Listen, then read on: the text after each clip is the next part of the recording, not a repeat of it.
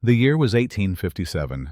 The place was Milledgeville, the humid, fever-haunted capital of Georgia. The official record, logged in the steady hand of the Baldwin County clerk, is a simple and final thing. It states that Clara Whitfield, aged 12 years, daughter of Henry and Martha Whitfield, died on the 14th day of September from a sudden and violent fever. This fact was witnessed, documented, and accepted. It was the earth that would later refuse to accept it. Before the fever, the Whitfields were a portrait of quiet prosperity. Henry Whitfield was a cotton merchant of some standing, a man known for his sober demeanor and fair dealings. His wife, Martha, was a devout woman whose life revolved around her home, her church, and her only child. Clara was, by all accounts, a bright and gentle girl, with hair the color of corn silk and a disposition that charmed the neighbors on Oak Street. She was the center of her parents' world, a single, precious light in their lives. The trouble began on Saturday, September 12th. The day had been oppressive, the air thick and still, hanging over the town like a wet shroud. Sickness was a constant companion in the summers of antebellum Georgia, a grim lottery of dysentery, yellow fever, and unnamed agues that came and went with the seasons. When Clara first complained of a headache and a deep chill, there was concern, but not yet alarm. A surviving fragment of a letter from Martha Whitfield's sister, Eliza, who lived in Savannah, offers a glimpse into those first few hours. The letter is dated much later, in October of that year, and its tone is one of bewildered grief. An excerpt from the letter of Eliza May Croft reads, "Martha wrote to me on the Monday following, a frantic, blotted letter that I could barely read for the tear stains. She said the illness began so simply. Clara was helping her put up peaches that Saturday morning. By midday, she said the heat was too much for her, that her head felt full of cotton. Martha put her to bed with a cool cloth, thinking it was just the sun. She said she never imagined, not for a moment, that it was the beginning of the end. She blamed herself for that, for not seeing the shadow as it fell. By evening, Clara's condition had worsened dramatically. The chills gave way to a raging fever that left her skin hot to the touch. She began to speak nonsense, her eyes wide and unfocused, staring at things in the corners of her room that no one else could see. It was then that Henry Whitfield sent a boy to fetch Dr. Amos Fletcher. Dr. Fletcher was a man of science and reputation in Milledgeville. Educated in Philadelphia, he was considered the most capable physician in the county. His personal medical journal from that year survives, held in the state archives. The leather binding is cracked, and the pages are yellowed, but his handwriting remains precise and clinical, a stark contrast to the terror unfolding within the Whitfield home. From the Medical Journal of Dr. Amos Fletcher, entry dated September 13, 1857. Called to the Whitfield residence late last night. Patient is Clara Whitfield, female, age 12. Presented with a fever of extreme severity, approximately 104 degrees by my estimation. Delirium is pronounced. Patient speaks of a cold man standing by her window. Responds to no questions. Skin is flushed. Pulse is rapid and thin. Administered a tincture of laudanum to calm her agitation and a quinine powder, though I suspect this is not a malarial fever. The onset was too swift, too violent. Prognosis is guarded. The mother is distraught. The father maintains a grim composure. Have seen fevers like this before. They rarely end well. For 2 days, the house on Oak Street became a fortress of quiet desperation. Dr. Fletcher came and went, his methods yielding no results. He tried cold compresses, then blistering plasters, the common and often brutal treatments of the era. Nothing broke the fever's grip. Clara drifted further away, her moments of lucidity growing shorter and less frequent. Neighbors brought food that went uneaten and offered prayers that seemed to go unanswered. The humid air of the house grew heavy with the scent of sickness and fear. Martha Whitfield's personal diary, a small, cloth-bound book, documents the ordeal from a mother's perspective. The entries for those days are nearly illegible. The script, a frantic scrawl of looping letters and dark ink blots. From the diary of Martha Whitfield, September 13, 1857. She did not know me today. My own child looked through me as if I were glass. Her fever burns and burns. Amos can do nothing. He looks at me with such pity in his eyes. I cannot bear it. She whispers about the red clay, about how cold it is under the ground. O Lord, do not take her from me. Do not take my only light. Henry sits by her bed, holding her hand, but it is like holding the hand of a stranger. She is already so far away. The end came on the afternoon of Monday, September 14th. The fever broke, but not in the way they had prayed for. Clara's temperature plummeted. Her skin, once fiery hot, became cool and clammy. A blue tint crept into her lips and the beds of her fingernails. Her breathing, which had been rapid and shallow, became slow, punctuated by long, terrifying pauses. Dr. Fletcher was present for the final moments. His journal entry for that day is brief, a testament to the grim finality of his profession. From the Medical Journal of Dr. Amos Fletcher, entry dated September 14, 1857. Patient expired at approximately 2 o'clock this afternoon. Respiration ceased, followed by cessation of the heart. No pulse could be detected, pupils fixed and dilated. The body's temperature fell rapidly post-mortem. Pronounced death in the presence of both parents and the household staff. Cause of death: febrile seizure, secondary to an unidentified infectious agent. A tragic loss. The family is inconsolable. Witness accounts confirm the doctor's assessment. A deposition given years later by the Whitfields' housekeeper, a woman named Sarah Cobb, for an unrelated legal matter, recalled the scene with haunting clarity. From the deposition of Sarah Cobb, recorded 1866, I was in the room. I saw her last breath. It was more of a sigh, a little puff of air, and then nothing. She went still. Dr. Fletcher, he held a mirror to her lips, and there was no fog upon it. He felt for a pulse at her neck and her wrist, and shook his head. Mr. Whitfield, he let out a sound I will never forget. And Mrs. Whitfield, she just collapsed. There was no doubt. The child was gone. Her little body was cold as stone before we even began to wash her. The rituals of death moved swiftly, as was the custom in the oppressive southern heat. The local carpenter, a man named Silas Croft, was summoned to build a coffin. He worked through the afternoon, the sound of his hammer, and saw a grim punctuation to the neighborhood's silent grief. Sarah Cobb and a neighbor, Mrs. Eleanor Vance, washed Clara's body, dressed her in her finest white Sunday dress, and tied a ribbon in her pale hair. They remarked on the unnatural coldness of her skin and the rigidity that had already set into her small limbs. The burial was scheduled for just before sundown the same day. There was no time for distant relatives to travel, no time for an elaborate service.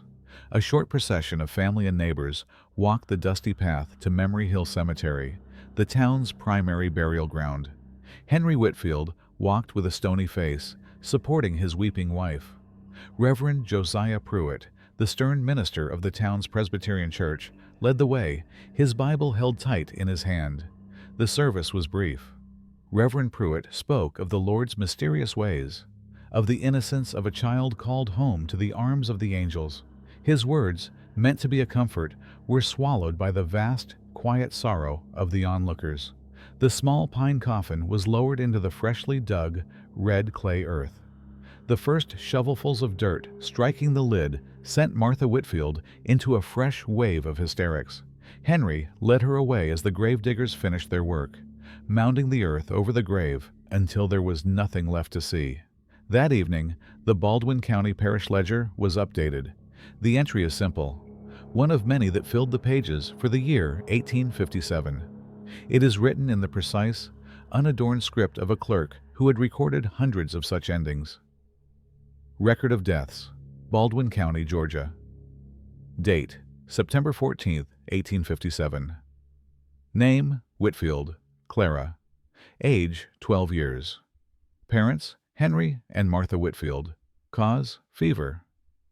Burial, Memory Hill. Cemetery. The entry was the final word. A life had been recorded, and its end had been officially noted.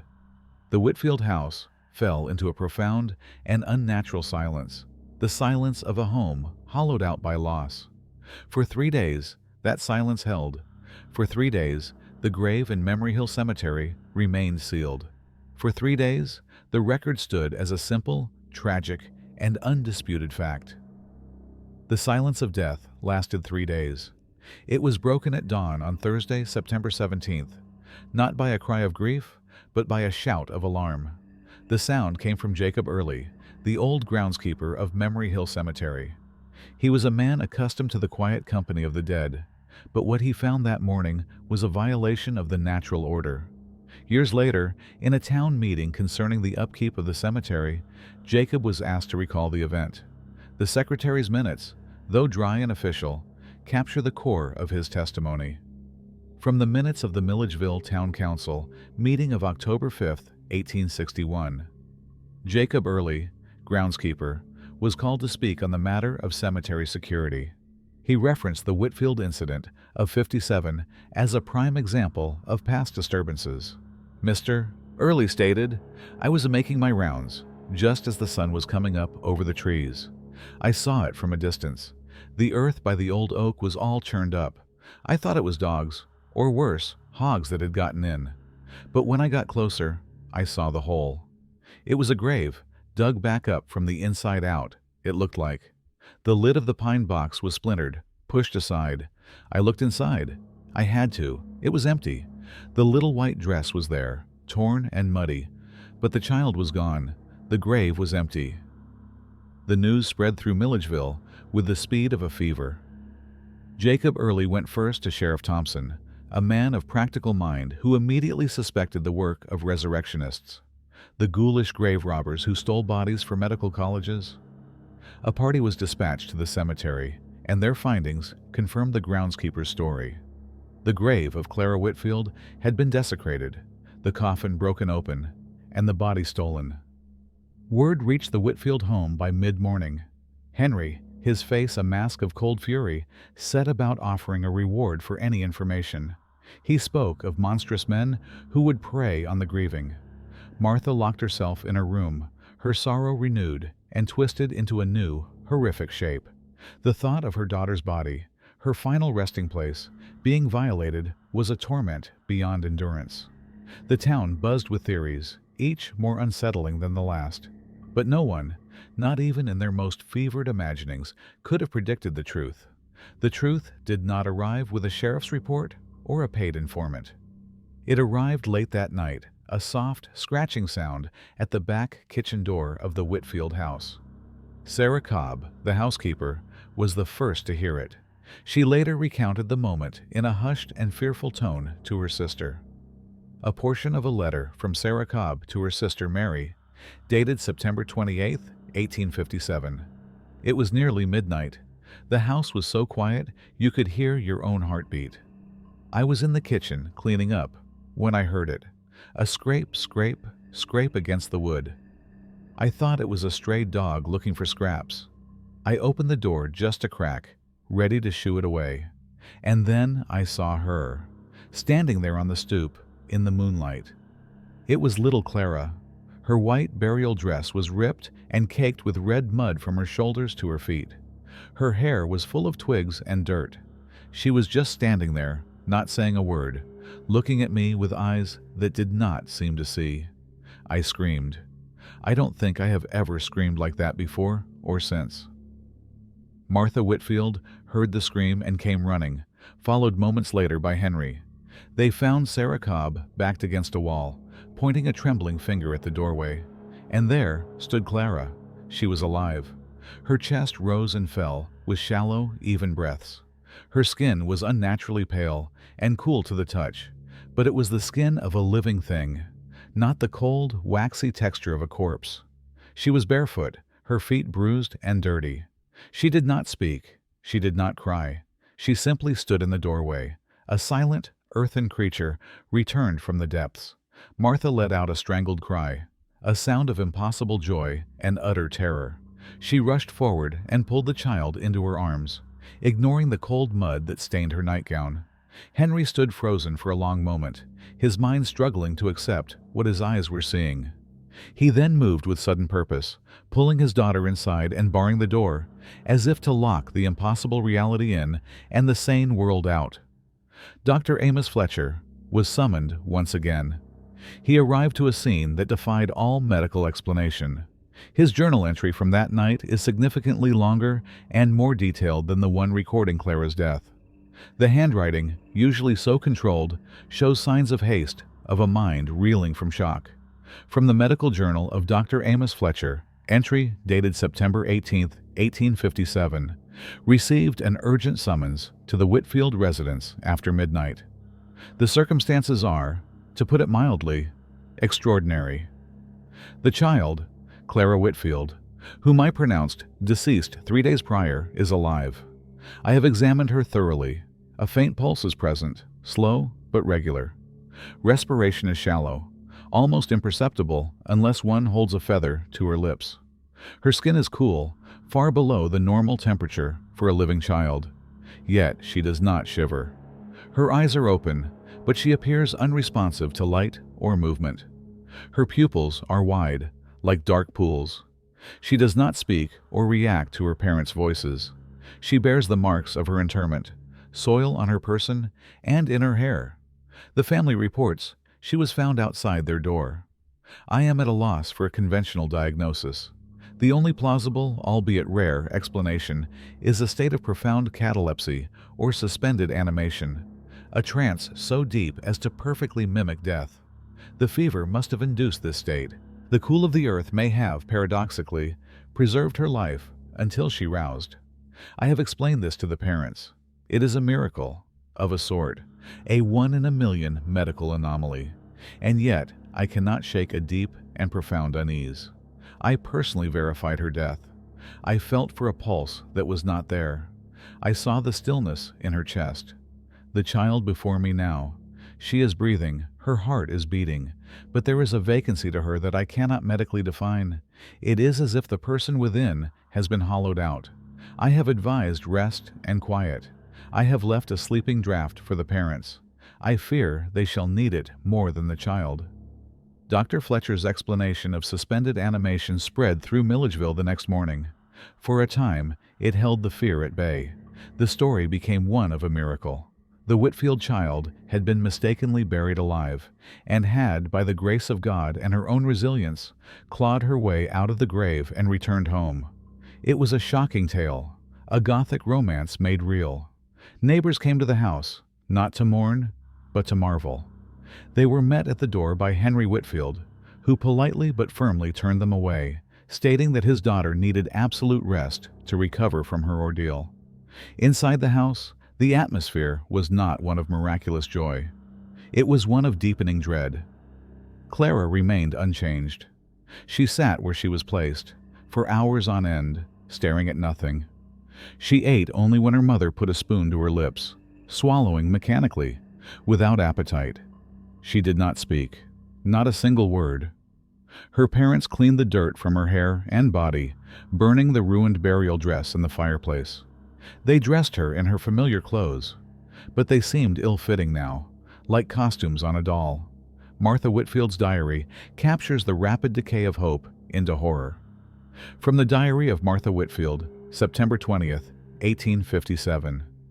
She is home. My Clara is home. I say the words over and over, but the feeling does not come. I have my child back from the grave, and I am more afraid than I was when I thought her lost forever. Her hand in mine is cool, like a stone from a riverbed. She does not squeeze back. I brush her hair, the same beautiful blonde hair, but she does not lean into my touch. Her eyes are the worst. They are open, and they are her eyes, the same blue color. But when I look into them, there is no one there. It is like looking into the windows of an empty house. Today, I found her standing by the parlor window, looking out toward the cemetery. She stood there for 3 hours, perfectly still. She did not blink. What has happened to my daughter? What is this thing that has come back to me in her shape? The miracle of Clara Whitfield was a fragile thing, a piece of fine china that was destined to shatter. For a few days, the town of Milledgeville held it up to the light, marveling at its strangeness. Dr. Fletcher's theory of suspended animation, while difficult for the common mind to grasp, offered a shield against the deeper, darker questions. It was a scientific marvel, a testament to the mysteries of the human body, not the soul. But that shield began to crack on the first Sunday after Clara's return. The Whitfield family pew at the First Presbyterian Church was empty. Their absence was a profound statement, a void that drew every eye. It was an admission of shame, or perhaps fear. Into that void stepped Reverend Josiah Pruitt. He was a tall, gaunt man, with a voice that could command both fear and devotion. He did not believe in medical anomalies. He believed in God and the devil, in Scripture and in sin. And he saw the hand of the devil in the events on Oak Street. No full transcript of his sermon from that day, September 20th, survives. However, the Reverend was a meticulous man, and his personal sermon ledger, a thick, heavily annotated book, is preserved. The notes for that Sunday are written in a sharp, aggressive hand, the ink seeming to bite into the page. From the Sermon Ledger of Reverend Josiah Pruitt, September 20th, 1857, Scripture, Matthew 23:27, Woe unto you, scribes and Pharisees, hypocrites! For ye are like unto whited sepulchres, which indeed appear beautiful outward, but are within full of dead men's bones, and of all uncleanness. The deceiver is a mimic. He cannot create, he can only corrupt. He will counterfeit a miracle to lead the flock astray. He will present a thing that looks like life, that breathes the air, that walks among you, but it is an empty vessel, a sepulchre, beautiful on the outside, but filled with the dust of the grave. The grave is a sacred seal. God has ordained the boundary between the living and the dead. Man shall not break it. When that seal is broken by unnatural means, it is not a resurrection of the righteous. It is an abomination. It is a doorway opened that should have remained shut. And what comes through that door is not a child of God. It is a puppet of the adversary, sent to test our faith, to sow fear and discord. It brings with it the chill of the earth it came from, a contagion not of the body, but of the soul. Do not be deceived by the familiar face. Look to the eyes. The soul is gone. Pray for deliverance. He never spoke the name Whitfield. He never said the word Clara. He did not have to. A cold dread settled over the congregation, a fear more potent than the initial shock of the girl's return. The Reverend had given their unease a name and a shape. He had taken a strange story and turned it into a theological horror. People left the church that morning looking over their shoulders, their gazes turning toward Oak Street not with curiosity, but with suspicion. The first tangible evidence for their fear appeared 3 days later at the Miller farm, which bordered the Whitfield property to the north. Thomas Miller was a simple farmer, a man who trusted in hard work and the turning of the seasons. On the morning of September 23rd, he found 2 of his healthiest milk cows dead in their stalls. A letter from Miller to his brother in Macon, dated the following week, describes the event. The paper is cheap and the spelling is poor, but the fear is palpable. An excerpt from the letter of Thomas Miller. They was fine the night before, gave milk same as always. This morning they was just laying there, stone dead, no marks on them, no sign of sickness, no foam at the mouth. Their eyes was wide open, like they seen something awful just before the end. Old man Hemphill, who knows more about livestock than any man in the county, he come and looked, said he never seen the like, said it was like the life was just pulled right out of them. 2 days later, my best hog went the same way. We are spooked, John. There is a bad air in this town since the Whitfield girl come back. My boy Daniel, he says he saw her the other day, standing by the fence line, just watching the cows. Not doing nothing, just watching. The wife says it is the evil eye. I am starting to believe her. Dr. Fletcher was called to the Miller farm. He was a physician for humans, not animals, but in a town this size, his opinion was sought on any matter of unexplained death. He performed a cursory examination of the dead animals, his frustration evident in his journal entry that evening. From the Medical Journal of Dr. Amos Fletcher, entry dated September 23, 1857, examined deceased livestock at the Miller property. 2 cows, No visible signs of trauma or common disease like blackleg or anthrax. The farmer claims they were healthy hours earlier. This is outside my area of expertise, but the suddenness is peculiar. Miller is a superstitious man and is already whispering about his neighbors. He mentioned seeing the Whitfield girl near his property line. This is precisely the kind of dangerous nonsense that Pruitt's sermon has encouraged. A sickness in livestock is a tragedy for a farmer, not a sign of witchcraft. I told him it was likely a poison in the water or a fast-acting blight in the feed. He did not seem convinced. The town is letting fear rot its good sense. But the fear was a fire, and the Reverend's words were the wind that fanned it. The story of the Miller cows spread, and with it, the story of Clara standing at the fence line, watching. More stories began to surface. A woman swore her bread dough refused to rise after Clara walked past her house. A man claimed his horse shied and threw a shoe on the road near the Whitfield property. These were small, explainable things, but in the growing atmosphere of dread, they became pieces of a damning narrative. Clara was a blight, a source of misfortune. The chill of the grave still clung to her, and it was leaching out into the world. Inside the house on Oak Street, Martha and Henry Whitfield were living in a private hell. They were prisoners, besieged by the growing hostility of their neighbors and haunted by the silent stranger who wore their daughter's face. Martha's diary entries from this period are a litany of small, terrifying observations. From the Diary of Martha Whitfield, September 25, 1857. Henry has forbidden me from opening the curtains. He says the way people stare is unchristian. I think he is just as afraid as I am. Clara sat in the parlor all day today, in her little chair. She had a dead moth in her hands. She must have found it on the windowsill. She just held it, stroking its dusty wings with one finger, over and over again, for hours. Her expression never changed. There was no sadness, no curiosity. It was the same vacant calm she has worn since she came back. I tried to take it from her, and for the first time, she reacted. Her hand tightened, and she looked at me. Truly looked at me. And her eyes, dear God, her eyes were so cold. There was a flicker of something in them, something ancient and hateful. I pulled my hand back as if I had been burned. She went back to stroking the dead thing. A few days later, an even more disturbing entry appears. From the Diary of Martha Whitfield, September 29, 1857. I heard her last night. It was very late.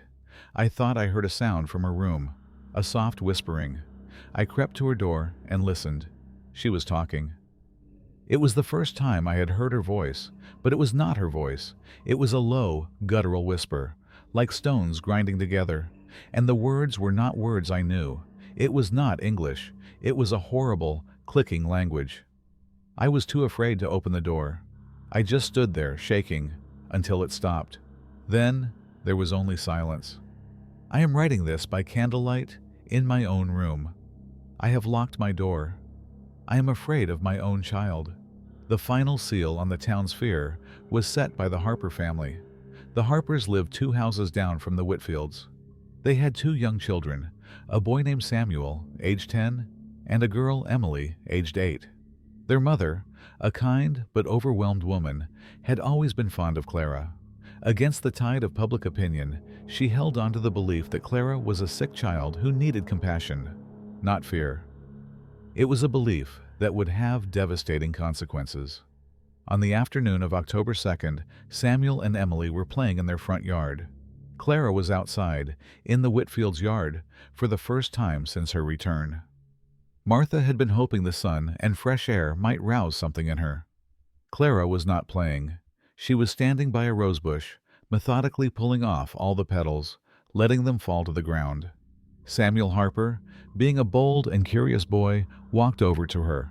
A neighbor, Mrs. Eleanor Vance, the same woman who had helped prepare Clara's body for burial, witnessed the encounter from her porch. Her account was later given to Reverend Pruitt, who transcribed it in his notes. From the notes of Reverend Josiah Pruitt, dated October 3, 1857, titled Testimony of E. Vance. She saw the Harper boy approach the Whitfield girl. The girl did not look up from her task of destroying the flowers. The boy, Samuel, spoke to her, asked her if she wanted to play. The girl stopped. She turned her head and looked at him. Mrs. Vance said the look on the girl's face made her blood run cold. She said it was not the look of a child. The girl then reached out and touched the boy's cheek with her fingertips. Just for a second, the boy flinched and ran back to his own yard. The girl went back to pulling petals off the roses. That was all. A single touch. That night, Samuel Harper came down with a fever. It was a sudden and violent sickness, eerily similar to the one that had claimed Clara. He was struck with chills, then a burning heat. He became delirious, speaking of a cold girl and the smell of wet dirt. 2 days later, his sister, Emily, who had not touched Clara but had played with her brother, fell ill with the same symptoms. The town of Milledgeville held its breath. The coincidence was too stark, too terrifying to ignore. It was no longer about dead cows or bad luck. The contagion had passed to the town's children. The thing that had returned in Clara's body was not just a curse upon the Whitfields. It was a plague waiting to spread. The illness of the Harper children transformed Milledgeville's simmering unease into a palpable collective dread. The story of Samuel's brief encounter with Clara Whitfield, of her single, cold touch, became the central fact around which all other fears now orbited. It was no longer a matter of superstition or bad luck. It was a matter of contagion. Dr. Amos Fletcher found himself at the epicenter of this new crisis. He was called to the Harper home the night Samuel fell ill, and his journal from those days reads like a grim echo of his time at the Whitfield's bedside. His scientific mind searched for a rational explanation, but the parallels were too stark to ignore. From the Medical Journal of Dr. Amos Fletcher, entry dated October 3, 1857. The Harper boy presents with symptoms identical to those of the late Clara Whitfield. An intense fever, delirium, a rapid and thready pulse. He speaks of a cold girl and recoils from touch, claiming it feels like dirt is being pressed onto his skin. His mother is convinced it is a result of his interaction with the Whitfield child. I have tried to assure her that fevers are common and that children often share sicknesses. But this is not a common sickness. I have never seen an ague manifest with such speed and violence in two unrelated cases within weeks of each other. I have administered quinine and a cooling tincture, but I have little faith they will be effective. They were not before. 2 days later, his notes took on a tone of near desperation. From the Medical Journal of Dr. Amos Fletcher, entry dated October 5, 1857. The sister, Emily, has now contracted the illness. The same pattern: chills followed by a fever that does not break. The house is a furnace of sickness. The parents are beside themselves with terror. I am doing everything within my power, everything my education has taught me, but I feel as though I am throwing stones against a tidal wave. The town is watching. Every time I leave the Harper house, I see faces in the windows of the neighboring homes. They are not looking at me with hope. They are looking with accusation. They see me as the man who failed to keep the Whitfield girl in her grave, and now the grave is spreading. While Dr. Fletcher fought a losing battle with the physical ailment, Reverend Pruitt addressed what he saw as the spiritual one. He did not need to preach another sermon. His previous warning now seemed like prophecy. He began holding nightly prayer vigils at the church, not for the healing of the Harper children, but for the deliverance of the town from a lurking evil. A letter he wrote to a fellow clergyman in Augusta reveals his mindset. He saw the events unfolding as a grim but necessary trial for his flock. An excerpt from the correspondence of Reverend Josiah Pruitt, dated October 6, 1857. Brother Thomas, the trial I spoke of has now come to pass. The unnatural thing that walks in the form of the Whitfield child has shown its pestilential nature. 2 innocent souls, the children of the Harper family, are now afflicted by the grave's touch. The physician, a man of worldly science, is powerless, for he seeks to treat the vessel and not the venom within. Our town has been blind, content to call this abomination a medical curiosity. Now their eyes are being forced open. I am leading our people in prayer, steeling them for the hard road ahead. We must be resolute. An unclean thing cannot be suffered to dwell among the righteous. The Lord is testing us, to see if we have the strength to cast it out. The town did not need much encouragement. The Whitfield family was now completely ostracized. When Henry Whitfield went to the mercantile for supplies, the other customers would fall silent and move to the far side of the store. The proprietor, a man who had known Henry for 20 years, served him with his eyes downcast, counting his change with trembling hands as if the coins themselves might be tainted. A delivery boy who was sent to the Whitfield house with groceries left the box on the edge of the property, refusing to walk up to the door. The children of the town were kept indoors. The sound of laughter and play vanished from Oak Street. A profound and fearful quiet descended, the kind of quiet that precedes a storm. Everyone was waiting. They were waiting to see what would become of the Harper children. The end for Samuel Harper came on the morning of October 7th, 5 days after he fell ill. The pattern was a horrifying mirror of Clara's own passing. The fever broke. His skin grew cool and clammy, and a bluish tint colored his lips.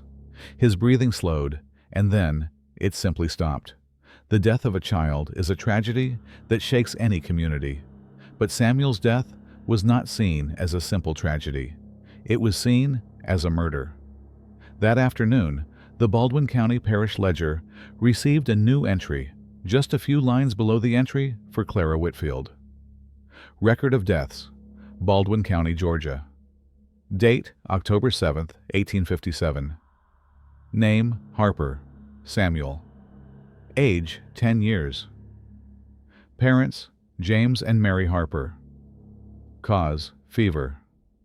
Burial, Memory Hill. Cemetery. The news of the boy's death was the spark that lit the fuse of the town's panic. The fear was now alloyed with grief and a burning, righteous anger. That evening, for the first time, a crowd gathered. It was not a mob, not yet. It was a collection of about 30 men, standing across the street from the Whitfield house, their faces illuminated by the flickering light of a few lanterns. They did not shout. They did not throw stones. They just stood there in the deepening twilight, watching. A silent, terrifying vigil. Henry Whitfield saw them from the parlor window. He extinguished the lamps in the house, plunging his family into darkness. Martha's diary from that night is a single, terrified sentence. From the diary of Martha Whitfield, October 7th, 1857, they are outside watching us. They blame us. They blame her. Where can we go when the whole world has become our enemy? The vigil outside the house continued for 2 more nights.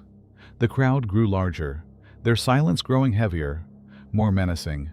The fate of Emily Harper was now the only thing holding their anger in check. Dr. Fletcher continued his visits, walking through the silent gauntlet of men who parted to let him pass, their eyes following him with a mixture of pity and contempt. His final journal entry on the matter is one of utter defeat, a confession of the failure of his science in the face of an undefinable horror. From the Medical Journal of Dr. Amos Fletcher, entry dated October 9th, 1857.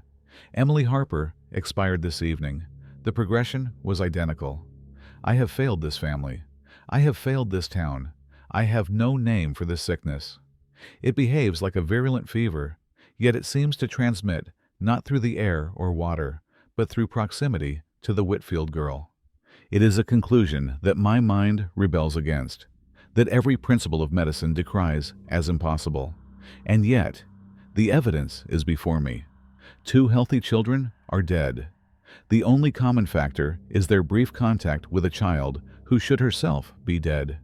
I am a man of science, but I am standing at the edge of a chasm that science cannot bridge. I fear what the morning will bring. The news of Emily's death broke the town's restraint.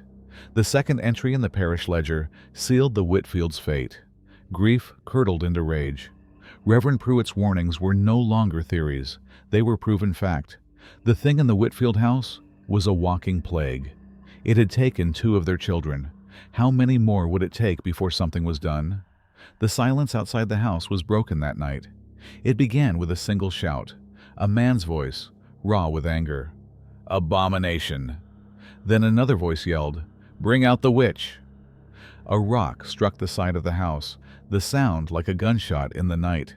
Then another, shattering a window in the upstairs bedroom. The crowd was no longer a vigil. It was a mob, their individual fears and griefs merging into a single, unthinking entity, fueled by the sermons of their reverend and the fresh, undeniable reality of 2 small, newly dug graves. The night of October 9th was the night the fever of fear finally broke and became a fever of rage.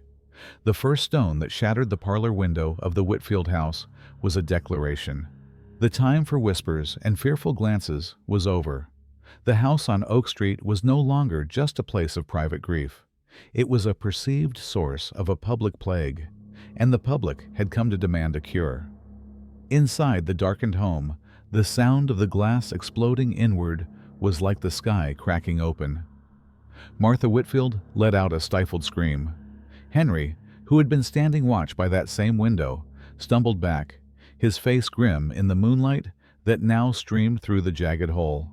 For a long moment, there was only the sound of his wife's panicked breathing and the growing, guttural roar of the crowd outside. Then another rock hit the siding with a heavy, percussive thud. Henry moved with a purpose born of pure desperation. He went to the heavy oak sideboard in the dining room and retrieved a double-barreled shotgun, a weapon he used for hunting quail, not for defending his home against his neighbors. The metallic click as he checked the breech was unnervingly loud in the tense silence of the house. Martha's diary entry for that night is not an entry at all. It is a single, frantic line, scrawled sideways on a page already filled with the writings of a previous day. The pencil lead is broken, the words gouged into the paper. From the diary of Martha Whitfield, October 9th, 1857. They are here, they are breaking the windows. Henry has the gun. O Lord God, they have come for my little girl. He found Martha huddled in the darkest corner of the parlor, her arms wrapped around Clara. But the scene was not one of a mother protecting a terrified child. Clara was sitting perfectly straight on the floor, her hands resting in her lap. The shouting outside, the sound of breaking glass, the terror radiating from her own mother, none of it seemed to register. She was staring at a shard of glass on the floor, watching the way the moonlight caught its sharp edge. She was an island of unnatural calm in a sea of chaos. Outside, the mob had swelled. It was now close to 50 people, a mix of farmers, merchants, and laborers. Their faces, lit by a handful of torches and lanterns, were twisted into masks of anger and fear. Sheriff Brody Thompson arrived on the scene with his lone deputy, a young man named Peters, who looked pale and overwhelmed. The sheriff's official deposition, given 2 years later during an inquiry into his handling of civil disturbances, provides a stark, if self-serving, account of the scene he encountered.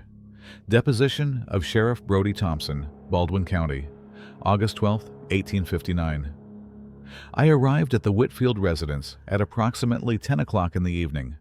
A large and agitated crowd had assembled on the street. They were shouting threats and throwing stones and other debris at the house. I identified several prominent citizens among them, including Mr. Thomas Miller and Mr. James Harper, the latter being in a state of profound grief and agitation over the recent loss of his children. My attempts to disperse the crowd were met with defiance. Their temper was beyond reason. They believed the child within the house was a danger to the entire community. It was my assessment that any direct attempt to arrest the ringleaders would have resulted in a full-blown riot and likely bloodshed. The situation was volatile. The most unnerving figure in the crowd was not a participant. The sheriff noted the presence of the town's spiritual leader, standing apart from the violence, yet presiding over it like a dark shepherd. Deposition of Sheriff Brody Thompson continued.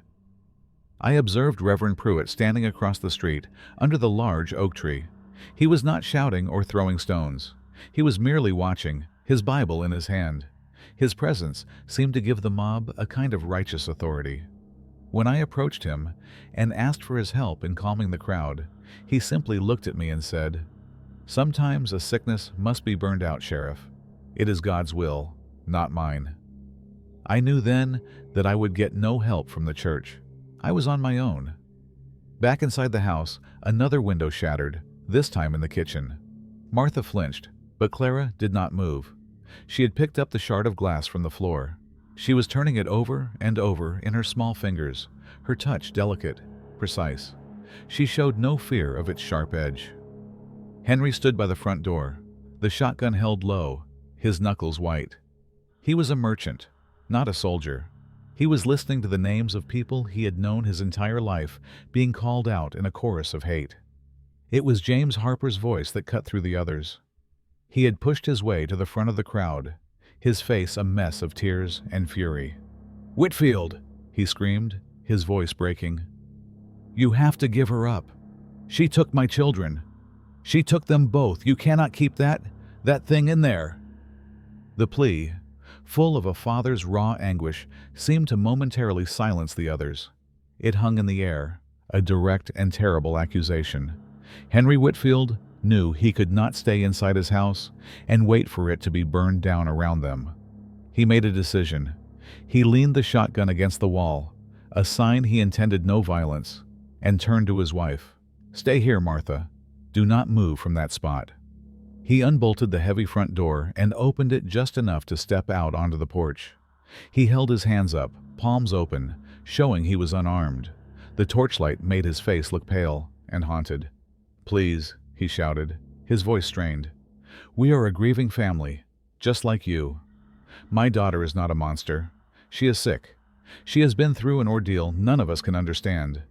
"She is a plague," Thomas Miller yelled back. "My livestock is dead. Harper's children are in the ground. It all started when she came back." Sheriff Thompson moved to stand beside Henry on the porch, placing a hand on his shoulder. It was a gesture meant to show the authority of the law, but everyone there knew it was a hollow one. "Go home, all of you," the sheriff commanded, though his voice lacked conviction. "This is not the way. Let the law handle this." "What law is there for this?" someone shouted from the darkness. "What law is there for the dead who walk?" From her vantage point across the street, Eleanor Vance watched the scene unfold. She had not joined the mob, but like many others, she had been drawn out of her home by the noise, a fearful spectator to the town's unraveling. Her letter to her cousin the following month is one of the few eyewitness accounts that captures the raw emotion of the moment. An excerpt from the letter of Eleanor Vance, dated November 5th, 1857. "It was the most terrible night I have ever witnessed. Our whole town had gone mad with fear. Mr. Whitfield stood on his porch, begging men he had known for years to see reason, and they looked at him with murder in their eyes. And poor James Harper, his face was a horror to see. He looked like a man who had already lost everything and had nothing left to fear. He told Mr. Whitfield that if he would not give the girl up, they would come in and take her. He said they would see her put back in the ground for good this time." The sheriff was trying to talk to them, but it was like trying to talk down a flood. The standoff on the porch lasted for what felt like an eternity. Finally, Sheriff Thompson, seeing no other way to prevent the mob from storming the house, pulled Henry Whitfield back inside. He knew he had to broker a peace, even if it was not a just one. The conversation that took place in the darkened hallway of the Whitfield house is lost to history, but its outcome is not. A few minutes later, the sheriff stepped back out onto the porch alone. "The Whitfield family will leave Milledgeville," he announced, his voice ringing with grim authority. "They will be gone by sunrise. They will take their troubles with them. Now, for the love of God, go back to your homes." It was not justice, but it was a resolution. It was an expulsion.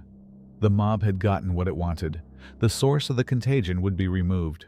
Grumbling, but satisfied, the crowd began to slowly disperse. James Harper was the last to leave, standing for a long time just staring at the house, a solitary figure of unresolved grief. The rest of the night passed in a flurry of desperate, silent activity.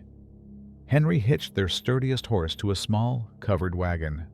Martha moved through the house like a ghost, packing a few trunks with clothes and valuables, her movements mechanical, her face utterly blank. Sarah Cobb, the housekeeper, had long since fled, leaving them to face their exile alone. They packed what they could, leaving behind a lifetime of furniture, heirlooms, and memories. The house on Oak Street, once a symbol of their prosperity, was now just a shell they had to escape. The last thing they did was fetch Clara. She was still in the parlor, still sitting on the floor. The shard of glass was gone. She came with them without protest, a small, silent figure in the dark. She did not seem to understand that she was leaving her home forever. Eleanor Vance, still watching from her window, saw them leave just before the first hint of dawn. Her letter provides the final, chilling image of the Whitfield family's departure from Milledgeville. An excerpt from the letter of Eleanor Vance, dated November 5th, 1857. The wagon rolled away without a sound.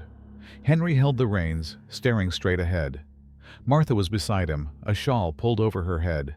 They put the child in the back, among the trunks. Just as the wagon passed under the street lamp, the girl, Clara, turned her head. She looked right at my window. I swear she looked right at me.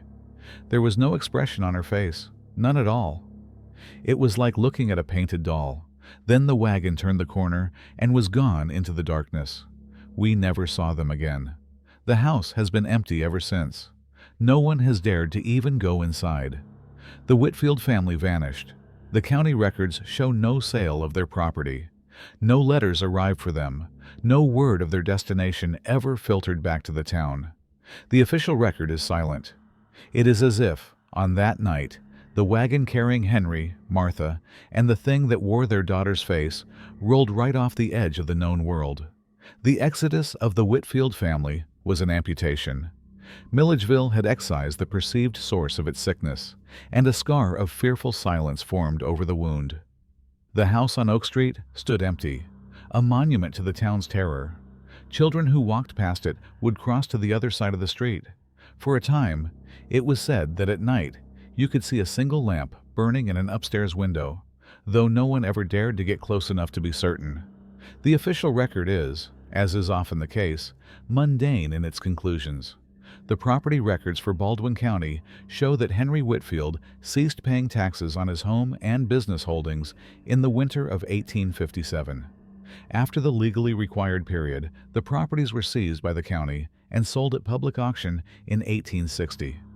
The house was purchased by a speculator from Savannah, who never lived in it, and it eventually fell into disrepair before being torn down after the war. The official trail of the Whitfield family ends there. A family of three, with a horse and wagon and a few trunks, simply ceased to exist. For years, that was the entirety of the story. They had gone north to live with distant kin in Pennsylvania. That was the story Henry Whitfield had told the sheriff. The one the town chose to believe because it was the neatest, simplest ending. It allowed them to forget. The search for a truer story did not begin until nearly a decade later. It was initiated not by a historian or a lawman, but by a young man named Arthur Croft, the nephew of Martha Whitfield. Having returned from the war, he felt a familial duty to discover the fate of his lost aunt. He began by writing letters to the very relatives in Pennsylvania with whom the Whitfields were supposed to have found refuge. The replies he received were uniform in their confusion. One such reply, from a cousin of Martha's named Samuel Morrison, is preserved among Arthur's papers. A letter to Arthur Croft from Samuel Morrison, dated May 20th, 1866. Dear Arthur, I was saddened to receive your letter and learn of the terrible uncertainty surrounding your Aunt Martha. I fear I can offer no comfort. We have had no word from the Whitfield family since a Christmas card in '56. We certainly never expected their arrival here, and they never came. I had heard a terrible rumor years ago, something about their daughter Clara and a sickness, but the war made such news seem distant and unreliable. To know that they vanished entirely is a shock. I pray that they found peace, but I fear your search will be a difficult one. They are not here, and they have never been. Faced with this dead end, Arthur Croft proved to be a dogged investigator. He reasoned that a family fleeing in shame and fear would not travel toward a welcoming home they had already announced as their destination. They would seek anonymity. They would seek isolation. He began a meticulous search of Henry Whitfield's financial history, poring over old bank ledgers and deeds. It was there, in the dusty archives of a Milledgeville bank, that he found a minor, forgotten transaction from years earlier. Henry had inherited a small, worthless tract of land from his estranged father. It was 50 acres of pine barren and swampland in the remote, sparsely populated county of Clinch, down near the Florida line. It was a place one went to disappear. In the autumn of 1866, Arthur Croft traveled south. His private journal from this trip describes a landscape that was both desolate and hostile. From the Travel Journal of Arthur Croft, October 18, 1866, "The land grows wilder with every mile. The roads are little more than sand tracks through an endless forest of pine and saw palmetto. The air is heavy and smells of resin and decay. The people here are wary of strangers. They speak of panthers in the swamps and of fevers that can take a man in a single night. This is a place at the edge of the world. It is difficult to imagine my gentle Aunt Martha living in such a harsh and unforgiving wilderness. Yet the more I see of it, the more I understand why a man seeking to hide his family would come here. In this place, a secret could be buried forever." After 2 days of searching and asking questions of taciturn locals, he found it.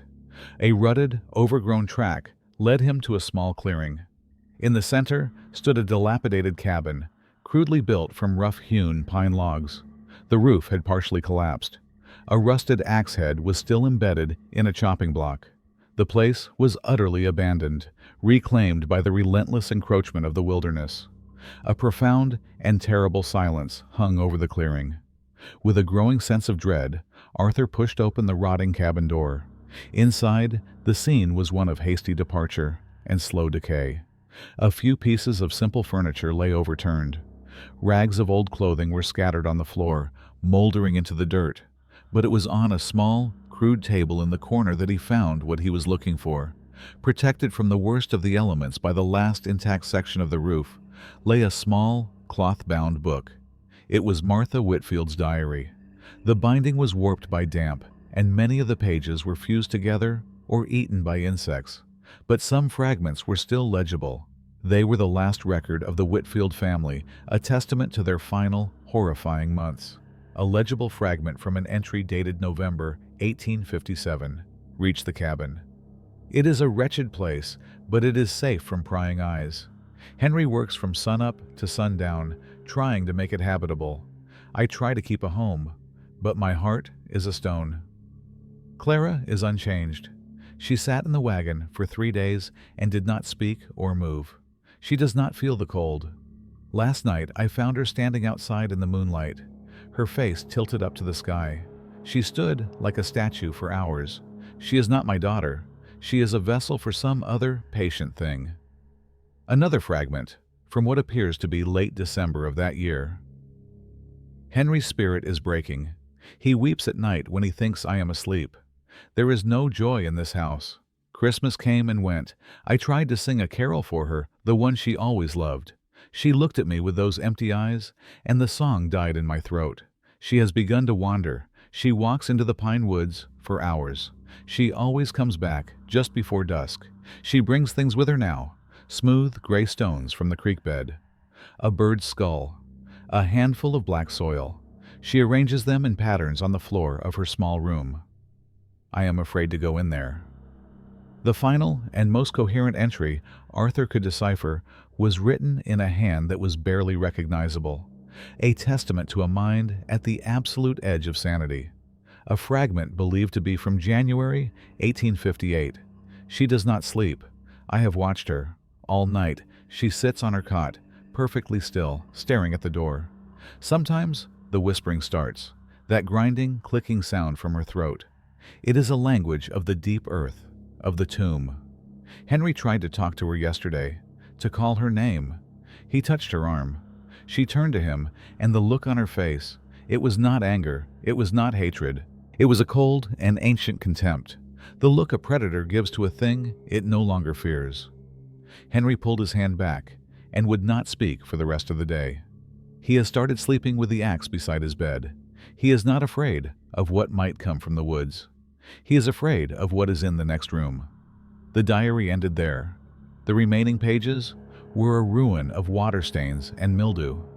But Arthur Croft found one last document tucked into the back of the book. It was a single, folded sheet of paper, an unsent letter from Henry Whitfield to his brother, Daniel. It was written in a frantic, desperate scrawl, a final cry from a man trapped in an impossible nightmare. An unsent letter from Henry Whitfield. Brother, if you are reading this, then I have failed. Martha is gone. Not dead, I think, but her mind has fled. She no longer speaks. She just rocks in her chair and hums a tuneless dirge. The thing that calls itself Clara has broken her. It does not eat. It does not sleep. It only watches. It watches us with an intelligence that chills my soul. It is not our child. It is a husk animated by something that should not know the sun. It has the patience of stone.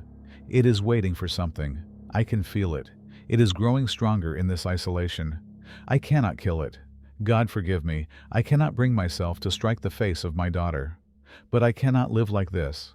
I have one last idea, a desperate one. I will take it back. I will take it back to the place it came from, the grave it clawed its way out of. Perhaps the earth will reclaim its own. Tonight, I will tell Martha we are going home. I will put it in the wagon. We will go back to Milledgeville. It is a fool's errand, a madman's pilgrimage, but it is the only hope I have left. Pray for my soul. Henry. That was the last piece of the puzzle. Arthur Croft found no other clues in the abandoned cabin. There were no graves nearby, no signs of violence. The family, or what was left of it, had simply vanished from this place as well.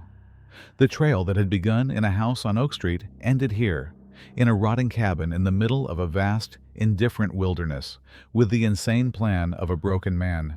But history is composed of more than official records and private letters. It is also made of whispers. While Henry Whitfield's intended journey back to Milledgeville seems impossible, a strange new thread of folklore began to spin in the town around that same time. People in the spring of 1858 began to speak of seeing a figure in Memory Hill Cemetery late at night. A young girl, pale and barefoot, wandering among the tombstones, her white dress looking like a burial shroud in the moonlight. Most dismissed it as a ghost story, a grim fable born from the town's shared trauma. But the sightings persisted, a quiet, unsettling rumor that refused to die. The official record was silent. The family was gone. But something, it seemed, had come back. The disappearance of the Whitfield family created a vacuum, and into that vacuum flowed rumor, folklore, and a persistent, low-grade dread. The unwritten record of Milledgeville, the one passed down in hushed conversations on front porches and around dimly lit tavern tables, held a different truth than the county ledgers. In this version of the story, Clara Whitfield never truly left. The first documented mention of a lingering presence comes not from a terrified citizen, but from a surprisingly sober source. Jacob Early, the old cemetery groundskeeper who had first discovered the empty grave, was a man of few words and no imagination. He dealt in the practical realities of death, digging graves, cutting grass, and keeping the wrought iron fence in good repair. In the spring of 1858, roughly 5 months after the Whitfields' departure, he began making notes in the margins of his work ledger. These were not official reports, but private observations. From the work ledger of Jacob Early, entry dated March 12, 1858. New grave for the child, Eleanor Sims. Ground is soft from the rains. Noticed something strange near the Whitfield plot. Small stones arranged in a circle. Did not see them yesterday. Cleared them away. A week later, another entry appeared. From the work ledger of Jacob Early, entry dated March 19, 1858. The stones are back. Same place, a perfect circle. This time with a dead bird in the center. A sparrow, neck is broken, no sign of a cat. Just laid there, neat as you please. This is mischief. Boys from the town, likely. But the incidents grew stranger. more difficult to explain as youthful vandalism. Jacob Early's simple notes document a slow, creeping pattern of unnatural order appearing in the place of final rest.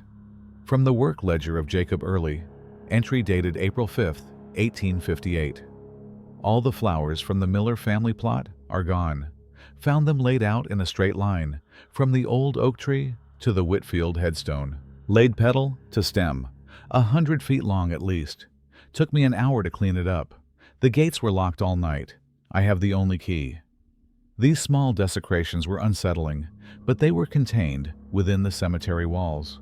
Then, the strangeness began to bleed back into the town itself, echoing the events of the previous autumn. A farmer on the edge of town reported finding one of his sheep dead, its fleece inexplicably woven with strands of long blonde hair.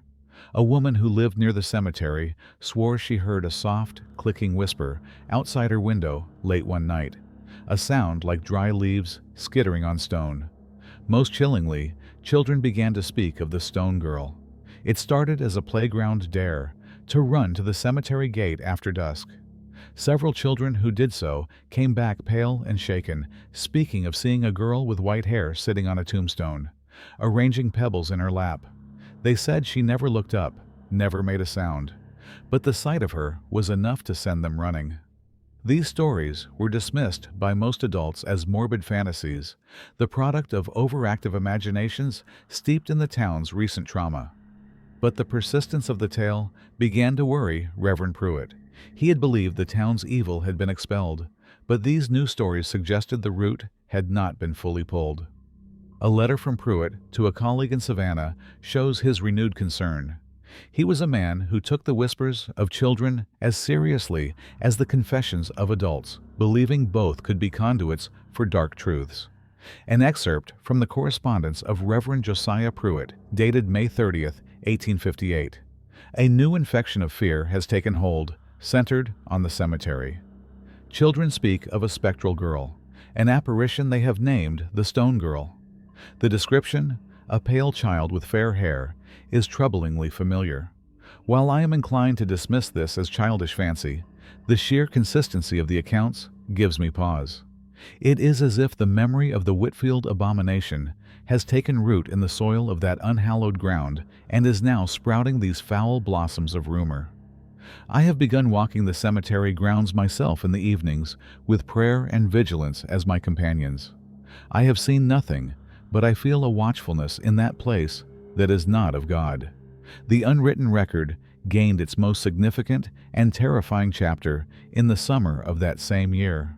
A family new to Milledgeville, the Carvers, had moved into a small house that bordered the southern wall of Memory Hill Cemetery.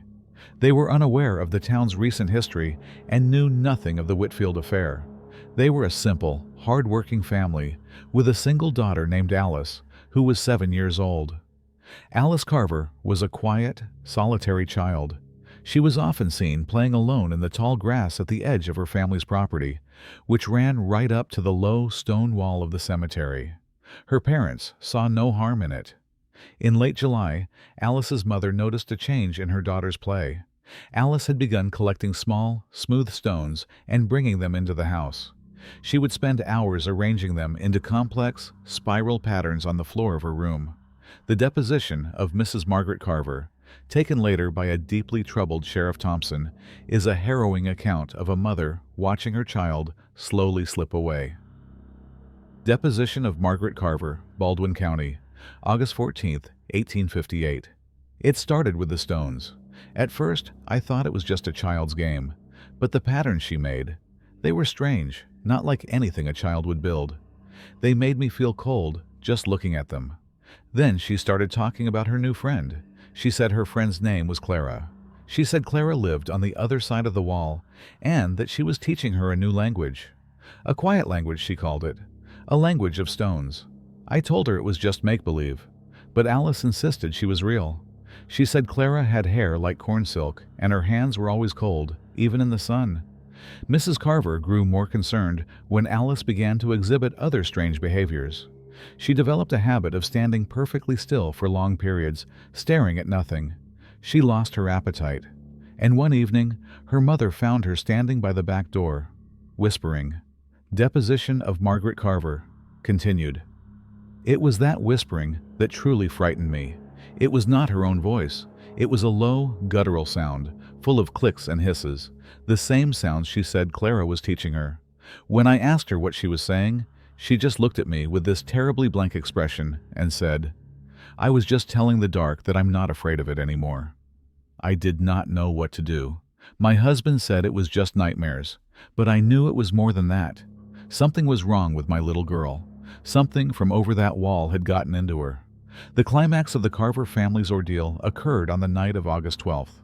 A violent thunderstorm rolled over Milledgeville, the sky alive with lightning, and the sound of thunder like cannon fire. In the middle of the storm, Margaret Carver awoke with a start, realizing Alice was not in her bed.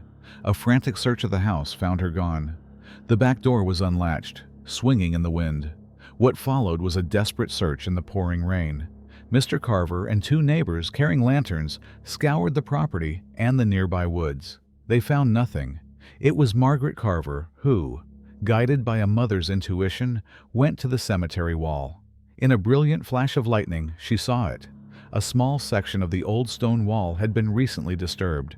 Several large stones had been pulled away, creating a small opening just large enough for a child to crawl through. A small, private search party, led by Sheriff Thompson and a reluctant Reverend Pruitt, entered the cemetery in the dead of night. For over an hour, they searched among the rain-lashed tombstones, their lantern light casting long, dancing shadows. They found Alice Carver near the center of the cemetery, not far from the plot marked with the name Whitfield. Sheriff Thompson's final report on the incident is written in a hand that is noticeably less steady than his usual official script. Official report, Sheriff Brody. Thompson, August 13, 1858. At approximately 2 in the morning, the missing child, Alice Carver, was located within the grounds of Memory Hill Cemetery. She was found standing before an open grave.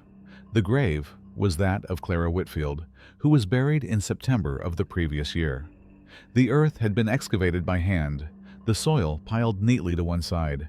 The pine coffin was exposed, its lid splintered and broken open.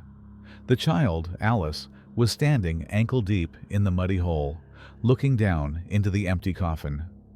She was unresponsive to our calls. She was holding a single, smooth, gray stone in each hand. When I lifted her from the grave, she did not resist. Her skin was ice-cold to the touch. We returned her to her parents. A subsequent examination of the gravesite confirmed that the coffin was empty, save for some rotted scraps of a white dress. There were no signs of the body of Clara Whitfield. The grave had been opened, it appeared, from the inside. Again, the Carver family left Milledgeville within a week. The story of what happened to their daughter and what she was doing in that open grave became the final, horrifying entry in the town's unwritten record. The grave of Clara Whitfield was filled in the next day by a silent and trembling Jacob Early. No stone was placed to mark it this time. The town wanted to forget the name, to let the grass grow over the spot and erase it from memory. But the unwritten record held that the grave was not empty because someone had taken the body. It was empty because its occupant had no more need of it. It had found a new vessel, or perhaps it was simply waiting, patient as stone, for the next lonely child who was willing to listen to the whispers from the other side of the wall. The official history of Milledgeville has no room for the story of Clara Whitfield. It is a footnote at best, a tragic but unremarkable case of a misdiagnosed fever, followed by a period of local unrest attributed to the grief and superstition of a bygone era. Memory Hill Cemetery is now a lost place, enclosed by a rusted chain-link fence topped with barbed wire. The city lists the property as abandoned, structurally unsafe due to collapsing tombs and uneven ground. It is not a park. It is not a memorial. It is a place that has been deliberately and successfully forgotten. The account you have just heard is a reconstruction, a mosaic pieced together from the fragments left behind in the silent archives. It is built from brittle letters, the faded ink of private journals, and the cold, spare entries in county ledgers. There are vast gaps in the narrative, silences where the truth was either too terrible to write down or has been lost to time. What became of Henry and Martha Whitfield on their mad pilgrimage back to a town that had cast them out? The record does not say. What became of Alice Carver, the child who was found whispering to an empty coffin? The record does not say. They are loose threads, snipped from the tapestry of history. The story should end there.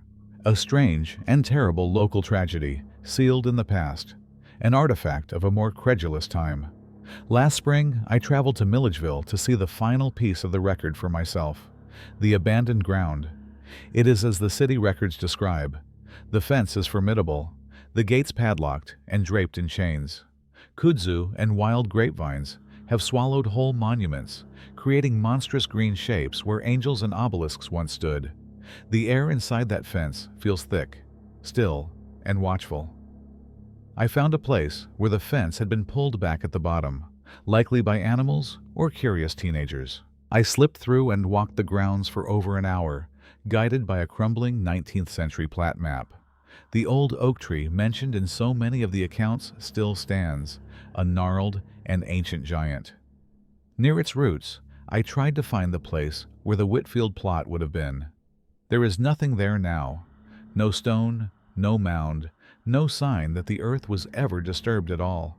It is just a patch of weeds and tangled grass, indistinguishable from any other. I was about to leave, convinced that the story had finally found its quiet, unremarkable end. But as I turned, a glint of gray against the dark soil caught my eye.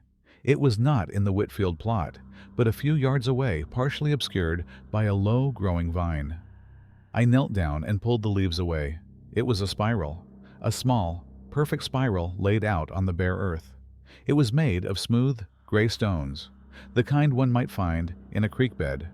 They were clean, free of the moss and grime that covered everything else in that place. They did not look like they had been there for 100 years. They looked as if they had been placed there that morning. The story is not over. The history is not finished. The silence that fell over Milledgeville in 1858 was not the silence of an ending. It was the silence of a patient thing returning to its work, a language of stone and soil being spoken without the need for a human voice. The unwritten record is still being written, one stone at a time, in a forgotten place, waiting for someone new to come along and learn how to read it.